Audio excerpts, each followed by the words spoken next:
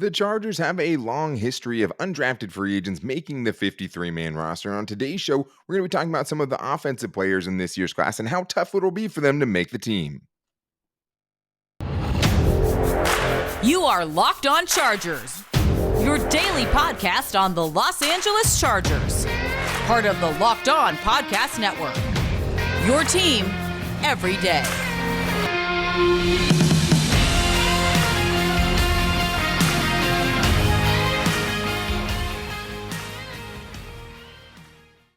What is up, and welcome into the Locked On Chargers podcast. I'm your host, Daniel Wade, joined as always by my co-host, David Droegemeier, and we've been covering the Chargers together for over 6 seasons, but we're heading into our 5th season as a host of the Locked On Chargers podcast, bringing you your team every day. Thank you guys for making us your first listen today, and make sure you guys are around later on tonight when the NFL schedule release happens, because we will be doing a live show tonight to react to the new NFL schedule and who the Chargers are playing in 2022 and giving some very, very early game predictions even on tonight's show. So make sure you guys are subscribing to the Locked On Chargers YouTube channel and also following the show for free on all platforms so you never miss the show, especially when big things like this are happening. But on today's show, Dave, we haven't really talked about the undrafted free agents the Chargers have brought in.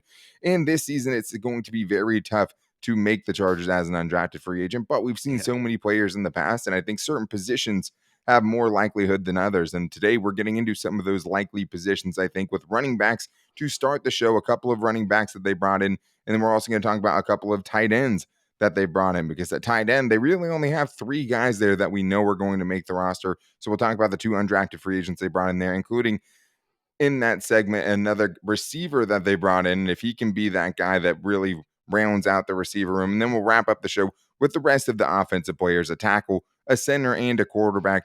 3 positions where it could be tough to make the Chargers roster. But David, let's start with the running backs, because this is a position, even though the Chargers roster is going to be tight, like we talked about before the show, when you're looking at the running backs, there's 2 you know for sure are going to make the roster, right? It's Isaiah Spiller and it's Austin Eckler, obviously. But when you're looking at Larry Roundtree and Josh Kelly, it starts to get a little bit more uncertain. And I think that's why when you're looking at the undrafted free agents and you're looking at some of the positions they play, I think that running back is probably pretty high up there as far as a person spot that might be available to be taken.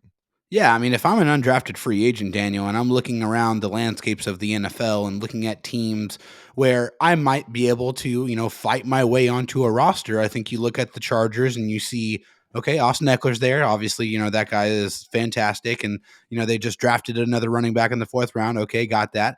But behind that, I mean, opportunity abounds. I see definitely among the one of the only positions on the roster where I feel like, I mean, they really have, I think, a legitimate shot to make this team. Well, and just in general, right? Like many seasons, you feel like, okay, there's a couple of guys that are probably going to make the team just out of like desperation, right? And Yeah. just missing. They just need bodies at those positions. But it seems like this year, David, with what they've done, with the depth that they built at certain positions, like this is the toughest, I think, since we've been covering the Chargers, it's ever been, to make the roster of 2022. Such a great problem to have, though, Daniel. Yeah. I mean, that just lets you know that, I mean, this team is close. Like, this team is really close. I mean, you just go look up and down the roster, every single position group.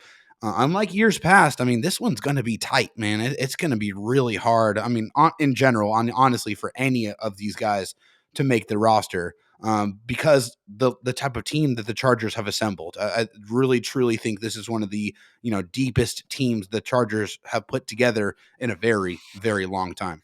Yeah, I mean, to me, the only one that's close is probably 2006. But usually the depth is such a question with the Chargers that you feel like a couple of these guys are going to sneak on there, right? And Yeah. this year, it's a little tougher, but running back is a position that you could see somebody, have a surprise run. And we've seen it before, like Brandon Oliver, like Austin Eckler, right? There's a history to this. Justin Jackson was a 7th round pick, right? So it's like they found diamonds in the rough in those occasions before. But will this year's class have one of those? And it starts with Letty Brown, West Virginia running back who had a really good career at West Virginia. And I watched a little bit of him, but today we're just mostly getting into the backgrounds and everything from these players. But this is a guy who's going to be competing for one of those last roster spots, David, and a guy that, had a pretty successful career at West Virginia. Yeah, he really did. I mean, Letty Brown here 216, a little more of a bruising type running back, a guy who is really just trying to run you over. And, he's a north and south type of runner. Finished with 9 career multi-touchdown performances and registered 12 100-yard games. So a guy that's been very productive, had back-to-back 1,000-yard rushing seasons. And I think the biggest reason why you probably went undrafted, Daniel, is the 40 time. I mean, he's not the fastest guy in the world. It was a 4.64 40 for him. Yeah. But I mean, I like the profile. I mean, we were talking, running backs before the draft started, and I wanted a bigger type of guy. And I mean, this is definitely the profile that fits the mark. So Letty Brown had some great production in college. We'll see how that translates to the NFL here. Yeah, I mean, I don't necessarily see him as a big bruiser. I mean, 6 foot, 213 pounds. But one thing that was really, transparent when you were watching him is the contact balance. He does bounce off dudes, he does stiff arm dudes.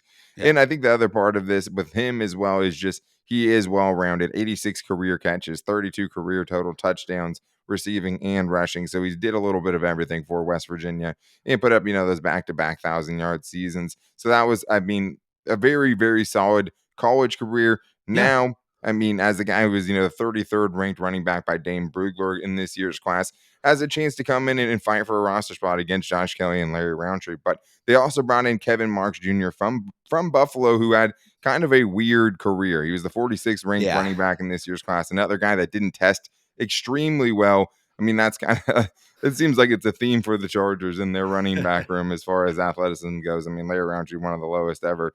Kevin Marks with a 4.94, so not great. But his career was weird because he averaged 6.6 yards per carry in 2020, but then 3.8 in 2021. So he obviously didn't finish things off on a high note, but there was some pretty good seasons in there as well. Yeah, I mean, a couple of big touchdown seasons in there. I mean, had 1,000 yards rushing season in there as well. And he ranks 5th in school history in rushing yards. I mean, he's really accumulated a lot, over 3,035 rushing yards, and 3rd in school history in touchdowns with 33. So, I mean, the career definitely in college was something very strange. I mean, he came in, had some really good production with touchdown wise, and then had some good production rushing yard wise.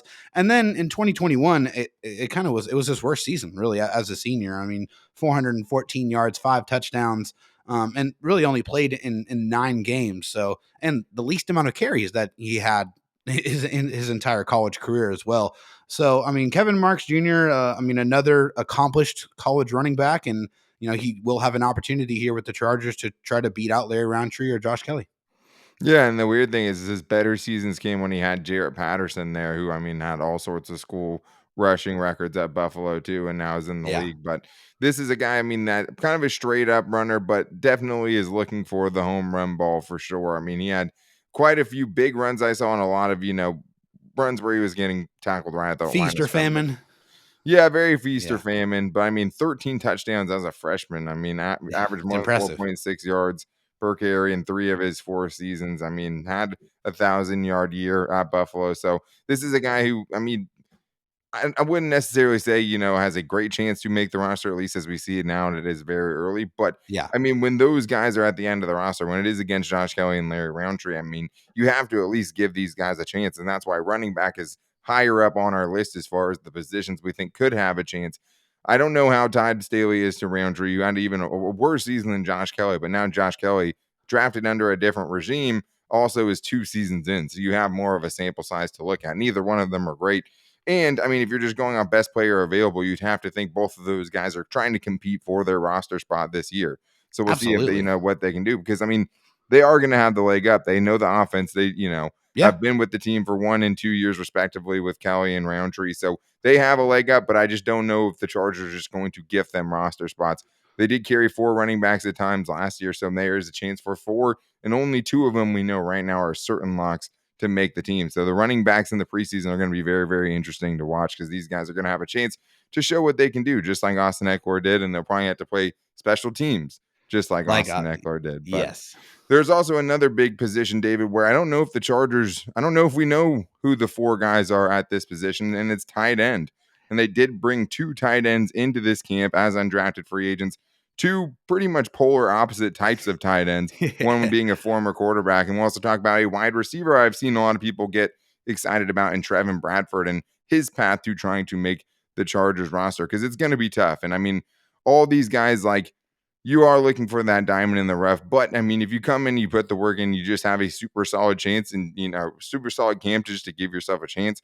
I mean, that's all you're really looking for. And so we're going to get into the tight ends and wide receivers coming up right after this. But when I'm looking for any kind of auto part, the only place I go is rockauto.com, who has the best selections of all the parts for your car or truck. So make sure you guys go to rockauto.com, because the last thing you want when you have something wrong with your car is more problems put in front of you, right? Going to have the chain storefront and trying to talk to the guy and figure out what the kind of part is that you need, only for him to tell you about a part that's coming from his warehouse and only really is trying to, do what they want you to do. Instead, go to somewhere where they just have all the parts. You get rid of that middleman. You're going direct to the supplier and you're getting the best prices. So why spend 30, 50, even 100% more on any kind of auto part when you go to rockauto.com? And even me, someone who doesn't know a lot about cars, has been able to go on it several times, type in the type of car that I have, and find the parts that I need. So make sure you guys go to rockauto.com, see all the parts they have available for your car or truck, and write Locked On in there. How did you hear about us box? So they know we sent you. Amazing selection, reliably low prices, all the parts your car will ever need. Visit rockauto.com.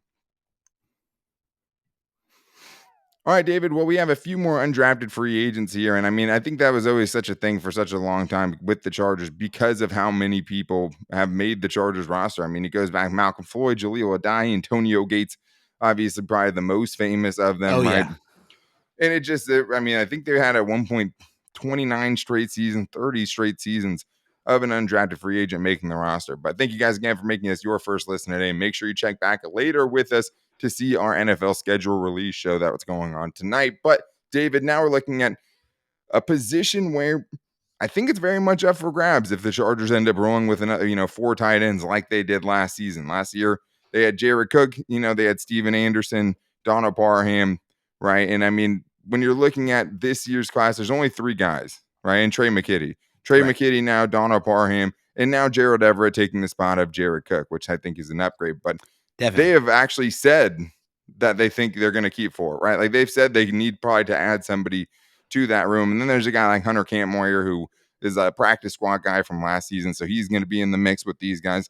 Well, let's talk about the weirdest one first here, because it's Stone Smart. Great name. If he would have just gotten drafted by the Chargers, like, he would have for sure got an A+ in the name department. Yeah. I was going to say the same thing. Great minds think alike. Yeah, I mean, Stone Smart, like, that's a made up name. That's like, it's a movie star name. It's like, sure. That's what that is. God damn. Oh, sorry guys about my phone. David's always the one that leaves his phone on, and somehow today it's me. I'm the one that ends up being the guy. This time. Oh God, I had to be like that. But with Stone Smart, he's weird specifically just because he was a quarterback, right? That ended up turning into a tight end, turning into a wide receiver, playing 1 season as a wide receiver, and then turning into a tight end. And he's only right now, as he was last weighed 226 pounds. So, David, this is obviously a very athletic player. I mean, to go from all those different positions, to pick all of those things up, to play wide receiver for a season, has never had a good receiving season, right? Because he only did 1 year. He's never had a receiving touchdown. But obviously, this is kind of maybe not totally Xander Horvath, right? But we're going to find this guy and try some things out, right?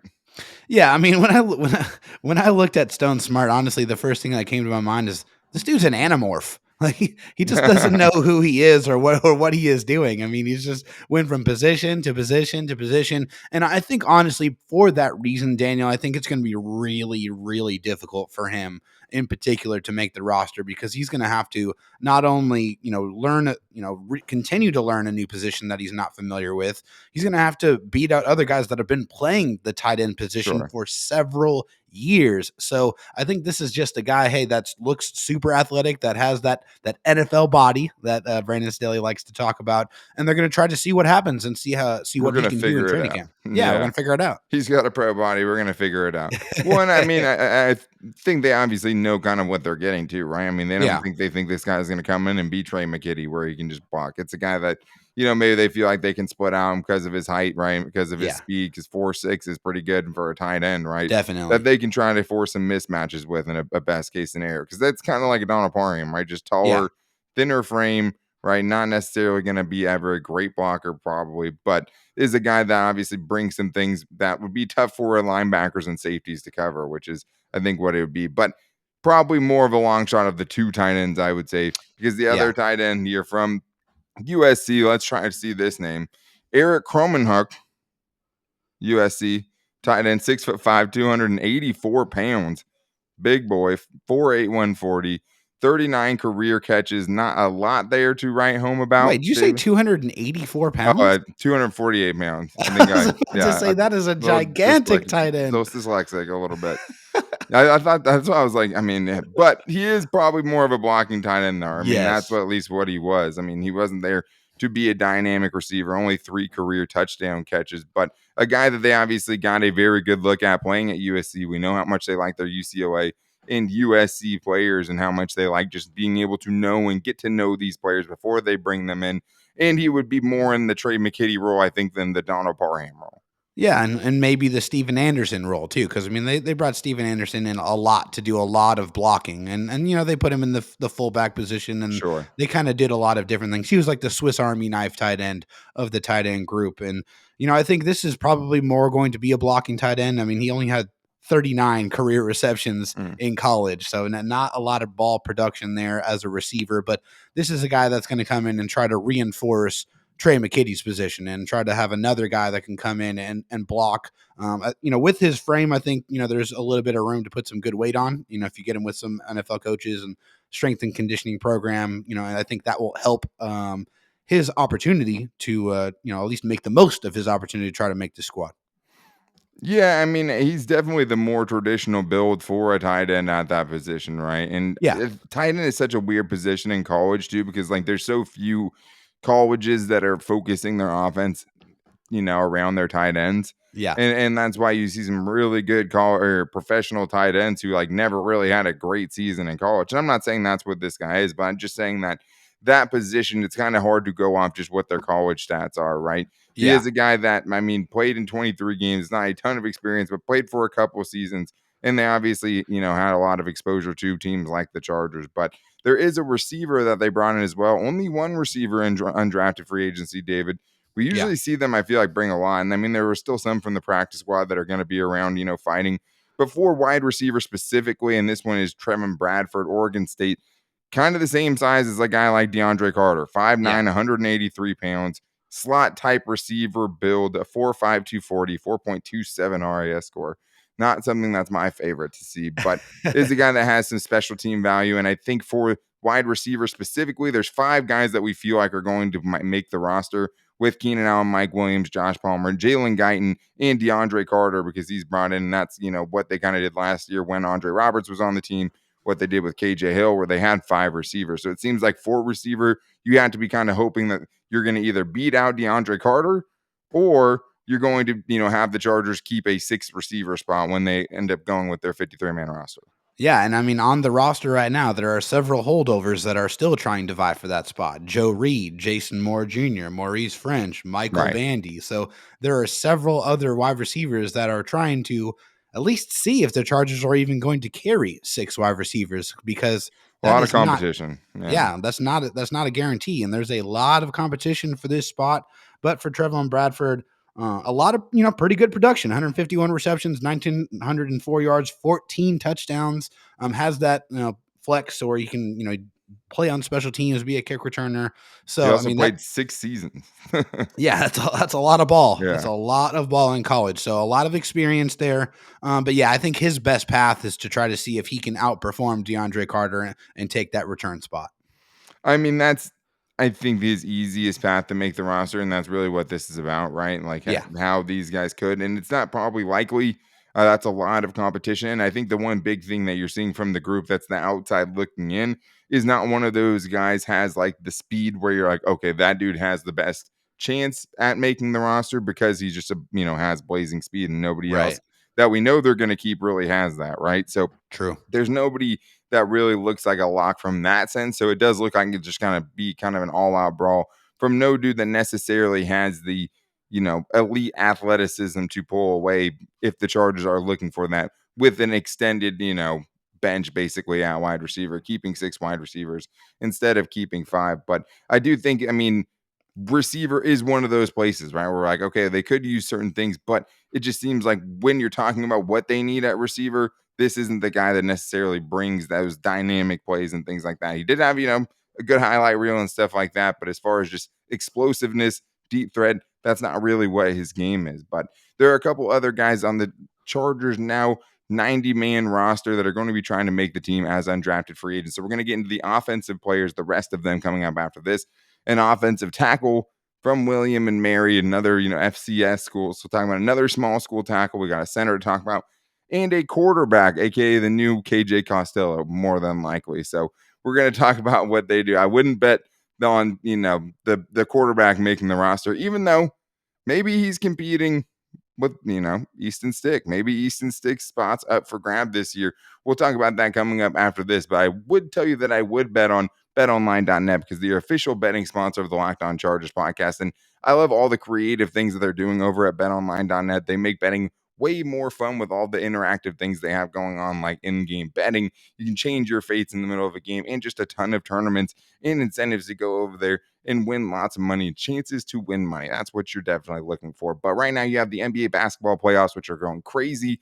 That's a ton of fun to bet on right now with a lot of close series. You have the Stanley Cup playoffs, which are maybe even crazier. Hockey playoffs are just so crazy, man. I'm not even a huge hockey guy, but hockey playoffs, so much fun to bet on, and BetOnline has the best bets you guys are going to find. Even if you're looking for NFL bets and NFL futures bets, you can go Justin Herbert MVP, the Chargers to win the AFC West. There's a ton of innovative things they have going on over there, even esports and much more, like your favorite Vegas casino games. So make sure you guys go to BetOnline to check out all the best odds, lines, and props that they have going on right now at BetOnline, where the game starts.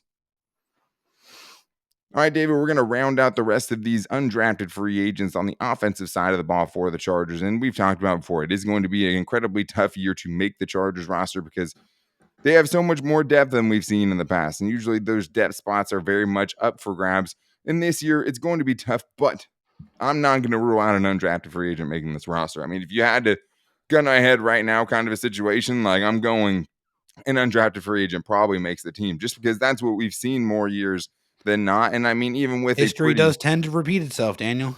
Sure. And I mean, I just think that with the Chargers roster last year, we saw dudes get cut. We didn't think that we're going to get cut, right? And they went in favor of some undrafted free agents. Tyron Johnson comes to mind, right? There were some surprises last year.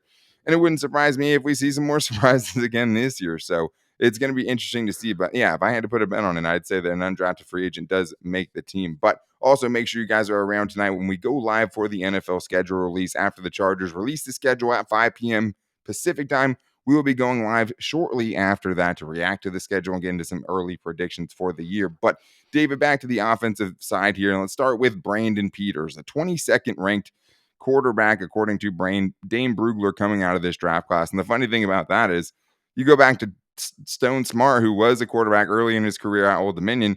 He was actually the 26th ranked quarterback, according to Brugler, in this year's class. And then you go to this guy, I mean, only 4 spots higher. So Stone Smart could be doing a lot of things for the Chargers. Maybe he's actually he's the one that's trying to take Easton Stick's job. But that is the path here, right, Dave? When you're talking about someone like this, I mean, he's trying to make the roster by beating out Easton Stick. And if it's not that, you're looking for the best possible option to show what you have with the rest of your undrafted free agents, right? And the 3rd and 4th string receivers and things like that. Because last year we knew they placed a premium on that, getting KJ Costello and bringing him in so he could run the offense and you could get a good look at the rest of the guys. That's why even if he doesn't make the roster, this position is important for the Chargers. Oh, absolutely. I mean, with bringing in another quarterback, a camp arm, if you will, I mean, it's going to be really important for the evaluation process for the wide receivers, for the running backs, for the tight ends, for the offensive line, for all of those positions. You're going to need another guy to try to be able to get the best evaluation of those players as well. And I think, honestly, Daniel, they carried three quarterbacks, right, last year. I think this year there's no chance that they're going to carry 3 quarterbacks. I think, honestly, Easton Stick's days are numbered, unfortunately. I think at this point, just with the collection of talent that the Chargers have brought to the table this year, I don't know how they can justify, keeping a 3rd quarterback. So I think it's going to be really, really difficult. Yeah, and I mean, I think, with Easton Stick, I don't know if he's done anything that would make you think he's not safe on the practice squad, right? If that's the way Yeah, you wanted to go. Like Brandon Peters was fine, fine prospect, nothing, I mean, special really, but I mean, that is his path, and there might not even be a slot for it, as you're saying. There yeah, might not be a third quarterback spot, and I don't think he's beating out Chase Daniel, right? And I nah, think that the other big part of that is there's no more COVID protocols this year in right, the NFL. So you're not going to have potentially your quarterback and then someone near him missing, a game like you saw last year, not with the quarterback, but all of the players that got held out of the Houston Texans game and how much that affected the Chargers in that game. I mean, still that mad game I went to was, that game. you went to like one of the most decimated roster games of all time, dude. For It's a real, you did. waste. And like, that's got to be like one of the worst games ever as far as, Terrible. it didn't end up turning into a Broncos like Kendall Hinton situation where you're starting like a wide receiver, but you don't necessarily need that safety net this year of having a third guy that knows your team that's not just on the practice squad. And other teams aren't going to try to take your practice squad quarterbacks necessarily because they're not going to be trying to fill in for their quarterback who's missing the game with COVID or whatever, right? Right. So many different things happen to where three quarterbacks made more sense last year than this year, Sure. but it's still hard to totally rule it out until we actually see it. So it's not a 0% chance, and I don't think, Easton Stick is infallible and it just has a sure roster spot if there is three, but probably unlikely. So let's go to the next one. We have center here, Isaac Weaver, who's a huge center at 6'6", 310 pounds. But one of the things that we were talking about before the show, David, is hey, we're not going to rule anybody out, right? But No. certain positions are obviously a lot easier than others. And now when you're Yeah. looking at the Chargers interior, like a couple years ago, it was Dan Feeney and Forrest Lamp as your starting players on the interior, right? Right. Now it's like, would those dudes even sniff the roster this year with how deep Yeah. that position group is? I mean, you have Probably at not. guard Matt Filer, Jamari Sawyer, right? And you also have your new starting guard, Zion Johnson, a first-round pick. That's three really good options at guard. At center, you have now Will Clapp to kind of be that backup center behind Corey Lindsley. So there is some depth there with a guy who's familiar with new offensive line coach Brendan Nugent. So, like, those five spots right there, David, that's tough. Like, that's already a deep five. Maybe there's still a chance. And you also have Brendan Hymus, too. I mean, that's six, Yeah. right there. That's tough.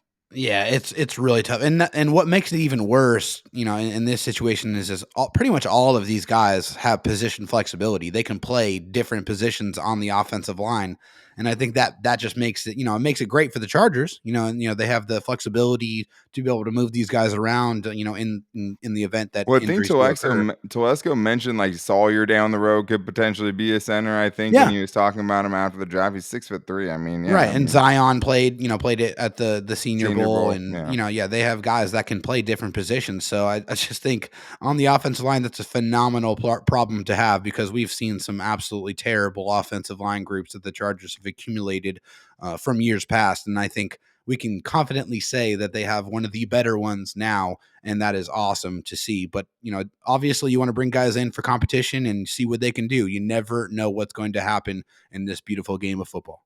The one place where they don't really have a lot to feel good about is offensive tackle, and they did bring in an offensive tackle in undrafted free agency. Offensive tackle Andrew Traynor from William and Mary FCS program, listed at 6'7", 320 pounds.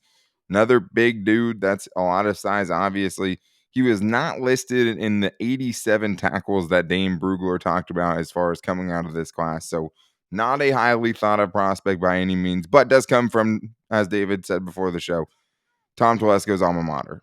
That's right, and that's why he's on. No, I'm just kidding. They're hey, the Chargers are all about connections, right? I mean, knowing guys and having that pipeline. Obviously, Tom Telesco, I'm sure, still speaks to a lot of guys at William and Mary, so I'm sure that was a bigger reason why you see Andrew Traynor out here. But he was an All CAA selection at left tackle. So that is something that's going for him. But he has a lot of guys that he's going to be competing up against as well on the 90-man roster, whether it's Trey Pipkins, Storm Norton, Foster Sarrell. I mean, there's several bodies. I mean, obviously, I think Sure. there's only a couple that are realistic competition here with Storm and Trey Pipkins, but we'll see, right? I mean, Yeah. we don't even know who's going to play right tackle for the Chargers this No. season. It So just seems like right now that whoever loses between Trey Pipkins and Storm Norton is the swing tackle. yeah, Is yeah, kind of how it feels. hmm You think you're so right. too? Yeah. Yeah, absolutely. I mean, this is another. You just don't know who's for sure going to be the right tackle. But I mean, I think that's what makes this very, very interesting and also worrisome because there's no for sure legit top right tackle that's playing that position for the Chargers right now. When just like it would have been hard anytime after the first round to try to find a starting right tackle in the Yes. draft. It's also incredibly hard to find a starting right tackle in undrafted free agency. So I definitely Yes. wouldn't get your hopes up, Chargers fans, that Andrew Traynor is the answer. You never know. And I mean, maybe they, pulled the plug on either Storm Norton or Trey Pipkins, those experiments this year, if one of them loses out and somebody really comes through. But yeah, I mean, there's a lot of competition there. With the extended practice squad rosters last year, there's a lot more incoming, players from last year that have some experience with this team. They weren't good enough to make the roster last year, right? So I mean, these guys are new blood that have new chances, and maybe they can squeak those things out. But that's the other part of this too is all these guys are playing for practice squad spots as well. Because if you can stay on the practice squad, I mean, you just never know what's going to happen. You get to stay around football, make some money, learn the offense, and maybe your time comes, right? So there's a lot of incentive even for guys who have a very, very slim chance of making the initial 53-man roster. But And you're like, also auditioning for all the other clubs in the league. sure, 3 preseason games this year, sticking with that instead of 4. And I mean, I think pretty much all that can be played for, a lot of the guys that are on this list. And the Chargers need some of these guys to field a team, to some extent for those games. You have to be able to, trot some guys out there that unfortunately, have less of a chance to make the roster. But for these guys, I mean, it's always cool, David. You always get some cool stories and stuff coming out of these guys. So it's going to be cool the rest of the offseason, kind of getting more into these guys' stories and figuring out, which guys we're going to be pulling for and which guys start, really showing up. And someone's going to have a crazy great, preseason. We're going to talk ourselves into them for sure and say they're 100% going to make the roster, and maybe they won't. But last year, our boy was Bong. He did it. He overcame the odds. He made it. And now, I mean, that doesn't seem like a lock to make the roster. I mean, there's a lot of linebackers, but like that's going to be a tougher position now because of someone like Bong, whose spot it would probably be hard to take, right? So Yeah. that is going to do it for this side of the undrafted free agents. There's some defenders and a kicker even that we'll still get into at some point and talk about their paths to trying to make the Chargers roster. But that's it for the offensive side on today's show. But guys, this is the first show of the day. There's probably going to be a second show. There is a second show tonight after the schedule releases at 5 p.m. Pacific time tonight. We will be here with our live reaction to them. We'll go through the biggest games of the season and break it into halves, talk about when the Chargers get their bye week, how many primetime games are the Chargers going to have in 2022. It should be a ton, but we'll end up finding out because it doesn't usually end up that way. So make sure you guys are here with us later tonight for our reactions, and we'll be live on YouTube. So make sure you guys go subscribe to the Locked On Chargers YouTube channel. We'll also probably be live on Twitter at LockedOnLAC. You can also find me on Twitter at Dan Talk Sports and David Droegemeier on Twitter at DroTalkSD. You can also find us on our Locked On Chargers Facebook page and at Locked On Chargers on our Instagram page too. But we will also be sharing the show on all platforms, on all podcast platforms. Wherever you get your podcast from, you can find the Locked On Chargers podcast there, and we're free and available everywhere, and we always try to be free. That's why we have the ads in the show and things like that, so we can keep the show free for you guys and give you your team every day. So make sure you guys are here with us. It's going to be fun to do this live show tonight. Me and David are definitely excited about it. The schedule is coming out, and it's just another step closer to getting back to football season. But we'll be back to you guys later on today. Until then, take it easy and go Bolts.